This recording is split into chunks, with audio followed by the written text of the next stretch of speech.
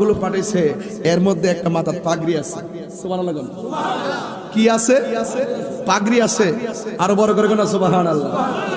এই পাগড়ি কি তাহিরির কি নতুন না পুরান? আমি কি নতুন শিখছি পাগড়ি পরা? হ্যাঁ, এই পাগড়ি তো আমি আগে থেকেই পরি। আজ থেকে কয় বছর, 22 বছর ধরে ওয়াজ করি, মাথায় পাগড়ি পরি, ঠিক কি না? অনেক গরম লাগে, এরপর পাগড়ি পরি। গরমের দিনও পরি। পাগড়িতে নিয়ামত আমি পাইছি, এর লাগে পরি। পাগড়িতে নামাজ পড়লে সওয়াব কয় গুণ? 70 গুণ সওয়াব আসেনি? এই পাগড়ি সাধারণ জিনিস না, অবজ্ঞা করেন না। অনেক সময় কিছু কিছু মৌলবি ওয়াজ বলে পাগড়ি টাগড়ি হইরা, পাগড়ি বলে আবার টাগড়ি, এই সমস্ত বিয়াদবির কথা অনেকে বলে। আমি অনেক বরকত পাইছি, এর লাগে আমি এটা পড়ি। কথা বলেন ঠিক কিনা বলেন?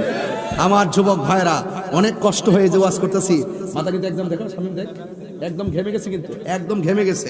এরপর মনে করি কি নবীর প্রেমে ওয়াজ করবো।